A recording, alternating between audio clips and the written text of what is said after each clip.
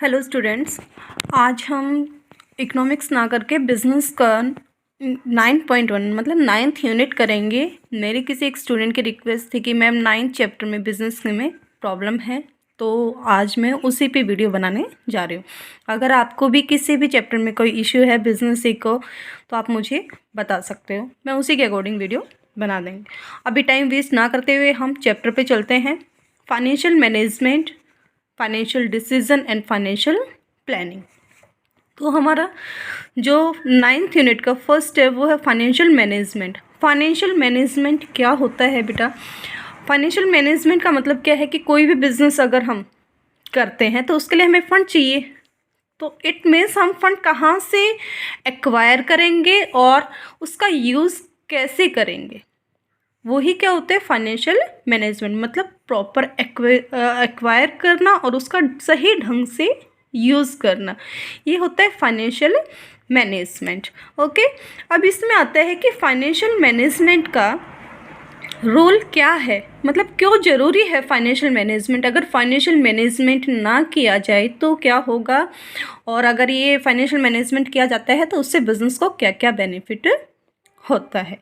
तो देखिए, financial management किसी भी, चाहे वो फाइनेंस से रिलेटेड हो या फिर कोई भी एक्टिविटी है, अगर वो प्रॉपर मैनेजमेंट के साथ की जाती है, सही ढंग से की जाती है, तो काम ज़्यादा बेटर वे में होता है, ज़्यादा प्रॉफिट गेन किया जा सकता है और टाइम भी कम लगता है। ओके, तो अब आते हैं रोल ऑफ फाइनेंशियल मैनेजमेंट।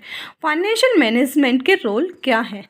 तो ऐसे तो बहुत सारे रोल हैं फाइनेंशियल मैनेजमेंट का। फर्स्ट जो इम्पोर्टेंट रोल है वो है determination of fixed asset. Fix asset को डिटरमाइन करता है। इसका मतलब बिजनेस में टोटल कितने फिक्स्ड असेट चाहिएंगे, मतलब हमें फिक्स असेट पे कितने कैपिटल इन्वेस्ट करने की ज़रूरत पड़ेगी, ये क्या रहेगा। इससे हमें पता लग जाता है कि हमें फिक्स असेट जैसे कि लैंड, बिल्डिंग वगैरह है, उन पे कितनी कैपिटल लगानी है। ओके, सेकंड आता है डिटर्मिनेशन ऑफ करंट असेट। जैसे फिक्स असेट जरूरी होते हैं बिजनेस में, किसी भी बिजनेस में, वैसे ही करंट असेट भी जरूरी होते हैं। करंट असेट मीन्स जो डे टू डे एक्टिविटी में हमें चाहिए, डे टू डे ट्रांजेक्शन में चाहिए किसी भी बिजनेस के में। तो इससे हमें फाइनेंशियल मैनेजमेंट से हमें पता लगता है कि हमें करंट असेट पे सेपरेटली कितने कैपिटल इन्वेस्ट करने की जरूरत पड़ेगी। नेक्स्ट है determination of proportion of long term and short term finance. अब long term finance and short term finance क्या होता है? लॉन्ग टर्म फाइनेंस होता है कि जो एक बार लगाया जाए, मतलब काफ़ी लंबे टाइम तक जो यूज़ हो, ठीक है। शॉर्ट टर्म जो हमारे डे टू डे एक्टिविटीज़ के लिए चाहिए होता है। तो फाइनेंशियल मैनेजमेंट में हमें ये भी पता लग जाता है कि हमारे बिजनेस में कितना लॉन्ग टर्म फाइनेंस की रिक्वायरमेंट है और कितने शॉर्ट टर्म फाइनेंस की रिक्वायरमेंट है। ओके, नेक्स्ट है determination of proportion of various source of finance. अब फाइनेंस जो है वो हम कहाँ कहाँ से एक्वायर कर सकते हैं। जैसे हम शेयर इश्यू करके कर सकते हैं, डिबेंचर कर सकते हैं, उसमें भी शेयर में भी इक्विटी शेयर हो सकते हैं, प्रेफरेंस शेयर हो सकते हैं, लॉन्ग टर्म डेब्ट या लॉन्ग टर्म लोन भी हो सकता है। लेकिन एक प्रॉपर डिसीजन लेना कि हमें कितना लॉन्ग टर्म फाइनेंस चाहिएगा, वो कहाँ से हम अरेंज करेंगे, ठीक है। जो भी लॉन्ग टर्म फाइनेंस है वो हम कहाँ से अरेंज करेंगे, कौन कौन से सोर्सेज से हम अरेंज करें कि हमारे लिए बिजनेस में प्रॉफिट रहे और सही डिसीजन भी लिया जाए। नेक्स्ट है determination of various item of profit and loss. जब भी हम फाइनेंशियल मैनेजमेंट करेंगे तो हमें ये भी डिटरमाइन करना है कि कौन कौन से ऐसे फैक्टर हैं जो हमारे फाइनेंशियल डिसीजन को अफेक्ट कर सकते हैं। जैसे कि हमें जो डेप्ट है उस पे इंटरेस्ट पे करना पड़ता है, डेप्रिसिएशन जो हमारे लॉन्ग टर्म एसेट है उन पे डेप्रिसिएशन लगता है, जो लिक्विडिटी पोजीशन है उससे रिलेटेड डिस्काउंट वगैरह जो मिलता है हमें। डिस्काउंट मीन्स अगर आपके बिजनेस में लिक्विडिटी है तो कई बार हमें ऐसी अपॉर्चुनिटी मिलती है कि अगर आप कैश पेमेंट करते हो तो आपको इतना डिस्काउंट मिल जाएगा। ऐसे ही बहुत सारे फैक्टर्स है जो फाइनेंशियल डिसीजन को अफेक्ट करेंगे, तो हमें इनसे वो भी पता लगता है। ये तो थे हमारे रोल्स ऑफ फाइनेंशियल मैनेजमेंट। अब आता है objective of financial management. Financial management का जो ऑब्जेक्ट है, या जब भी हम ये 3 डिसीजन लेंगे, कौन से 3 डिसीजन है इसमें? फाइनेंसिंग डिसीजन, इन्वेस्टिंग डिसीजन और डिविडेंड डिसीजन। तो हमें, या कोई भी बिजनेसमैन है या फाइनेंशियल मैनेजर है, उसको ये ध्यान रखना है कि जो बिजनेस के ओनर है उसका प्रॉफिट क्या रहे, मैक्सिमाइज रहे, या फिर हम ये कहें कि शेयर होल्डर्स की जो वेल्थ है वो मैक्सिमाइज हो, सबसे ज़्यादा रहे। सबसे ज़्यादा मतलब ज़्यादा, जितना पॉसिबल हो उतनी ज़्यादा बने। तो ये क्या है, अगर ऑब्जेक्ट पूछा जाए फाइनेंशियल मैनेजमेंट का तो वो होगा wealth maximization of shareholders. Okay, अब वेल्थ कैसे मैक्सिमाइज होते हैं? मान लो आप एक शेयर होल्डर हो और आपने क्या किया है, किसी कंपनी के शेयर परचेज किए हैं, ठीक है। तो एक तो होता है कि आपको प्रॉपर डिविडेंड चाहिए, क्योंकि आपको रेगुलर इनकम चाहिए। कुछ शेयर होल्डर ऐसे होते हैं कि वो चाहते हैं कि मार्केट में उनके शेयर की प्राइस क्या हो जाए, इंक्रीज़ हो जाए। तो आपने जितने में शेयर खरीदा था, कुछ टाइम बाद अगर उस शेयर के प्राइस इंक्रीज़ हो जाता तो इसका मतलब आपके शेयर की मार्केट वैल्यू क्या हो जाएगी, बढ़ जाएगी।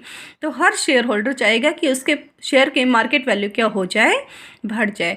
तो नंबर ऑफ़ शेयर को मल्टीप्लाई करेंगे मार्केट प्राइस से, तो उसका क्या हो जाएगा, वेल्थ उसकी कैलकुलेट की जा सकती है, ठीक है। अब इसमें जो होता है 3 डिसीजन लिए जाते हैं। फर्स्ट होता है इन्वेस्टिंग डिसीजन, या फिर इसके लिए क्या ज़रूरी है कि तीनों डिसीजन सही होने ज़रूरी हैं। कौन से 3 decision? Optimum investing decision, optimum financing decision and dividend decision. Investing decision मतलब हमें ऐसी जगह पे जहाँ पे इन्वेस्ट करना है जहाँ पे ज़्यादा से ज़्यादा प्रॉफिट मिले। फाइनेंसिंग डिसीजन, इसका मतलब जब भी फाइनेंशियल डिसीजन लिया जाएगा तो ऐसा लिया जाएगा कि जिसे कॉस्ट ऑफ कैपिटल जो रहे वो क्या रहे, कम से कम रहे। वो कैसे होगा कि हमें डेब्ट और इक्विटी दोनों का मिक्स जो है वो हमारा कैपिटल रखनी होगी। नेक्स्ट है डिविडेंड डिसीजन, कि जिसमें क्या रहे कि जो शेयर होल्डर है वो सेटिस्फाइड फील करे कि उनको जो डिविडेंड दिया जा रहा है, जितना उसने कैपिटल इन्वेस्ट की गई है उसके हिसाब से उनका डिविडेंड क्या है, प्रॉपर है। अगर ये तीनों डिसीजन सही ढंग से लिए जाते हैं तो जो शेयर होल्डर है उनकी वेल्थ मैक्सिमाइज की जा सकती है। अब हमारा आता है फाइनेंशियल डिसीजन।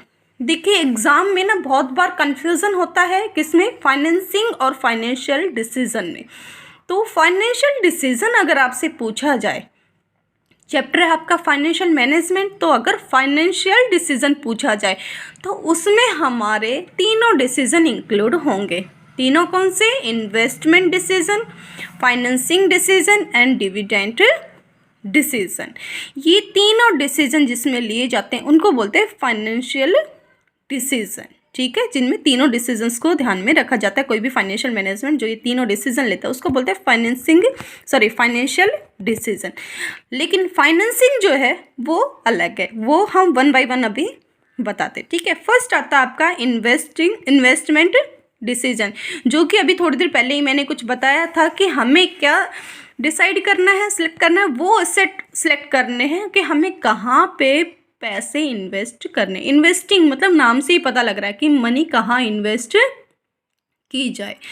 उसमें भी 2 तरह के एसेट होंगे हमारे, long term asset and short term asset, ठीक है। तो यहाँ पे डिसीजन लिया जाता है कि जो लॉन्ग टर्म है वो कितना इन्वेस्ट किया जाए, शॉर्ट टर्म कितना किया जाए। लॉन्ग टर्म एसेट पे कितने कैपिटल इन्वेस्ट करनी है और शॉर्ट टर्म एसेट पे कितनी करनी है।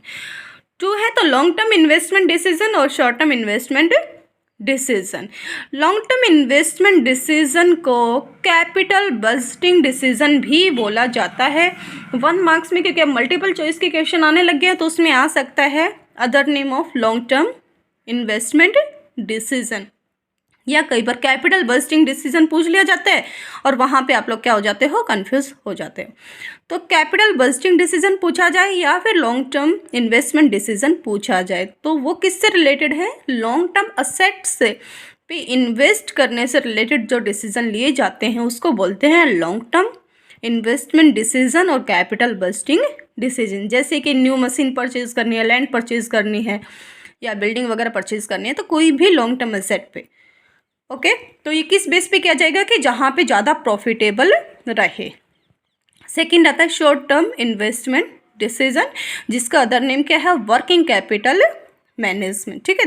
वर्किंग कैपिटल डिसीजन भी बोला जाता है क्योंकि शॉर्ट टर्म जो होता है वो क्या होता है, डे टू डे जो एक्टिविटी होती है ना बिजनेस में, उस पर जो खर्चा लगता है या उस पर जो कैश पैसे इन्वेस्ट किए जाते हैं, जैसे कैश हो गया, स्टॉक हो गया, डेप्टर्स हो गया, जो भी शॉर्ट टर्म असेट से कि इन्वेस्टमेंट से रिलेटेड डिसीजन होता है उसको बोलते हैं शॉर्ट टर्म इन्वेस्टमेंट डिसीजन।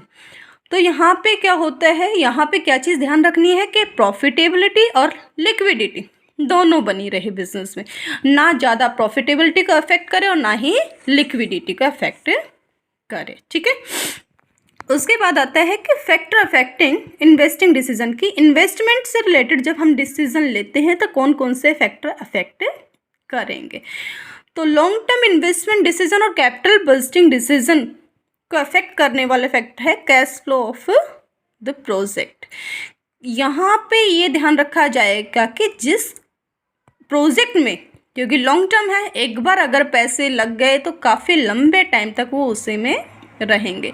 तो जब भी ये डिसीजन लिया जाएगा तो ये देखा जाएगा कि हमें ऐसे एसेट पे इन्वेस्ट करना है जिस पे इनफ्लो अच्छा हो, ठीक है। पैसे लगाते हैं तो ये ध्यान रखना है कि उससे इनफ्लो कितना होगा, वो फाइनलाइज करने के बाद ही डिसाइड करना है कि कहाँ पे पैसे, कौन से लॉन्ग टर्म एसेट पे पैसे इन्वेस्ट करने। नेक्स्ट है रेट ऑफ रिटर्न।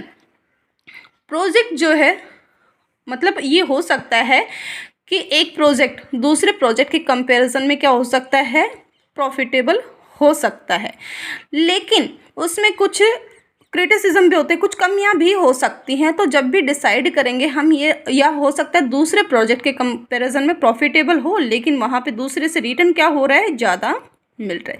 तो जब भी हम ये डिसीजन लेंगे, हमें ये रेट ऑफ रिटर्न देखने के लिए हमें क्या होता है, कुछ क्राइटेरिया डिसाइड कर रखा है कि उसके बेस पे हमें पता लगेगा कि भाई कितना रेट ऑफ रिटर्न हो रहा है। तो रेट ऑफ रिटर्न चेक करने के लिए क्या देखा जाता है कि जो प्रोजेक्ट है उसमें रिटर्न कितना है, उसके साथ रिस्क कितना अटैच है।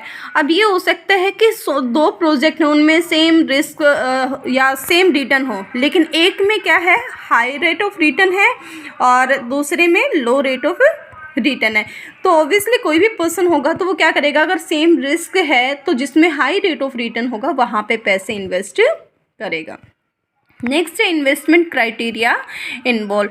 इन्वेस्टमेंट क्राइटेरिया जो है, जब भी हम लॉन्ग टर्म इन्वेस्टमेंट में कोई भी इन्वेस्टर इन्वेस्ट करेगा तो उसमें बहुत सारी चीज़ों को ध्यान में रखेगा। वो क्या क्या है, जैसे फंड जहाँ पे भी वो लगाएगा, जैसे रेट ऑफ रिटर्न है, रेट ऑफ इंटरेस्ट है, कैश फ्लो है, ये सारे जो भी सारे फैक्टर इन्वेस्टमेंट डिसीजन से रिलेटेड हैं वो सारे चेक करने के बाद ही वो क्या करेगा, वहाँ पे इन्वेस्ट करेगा।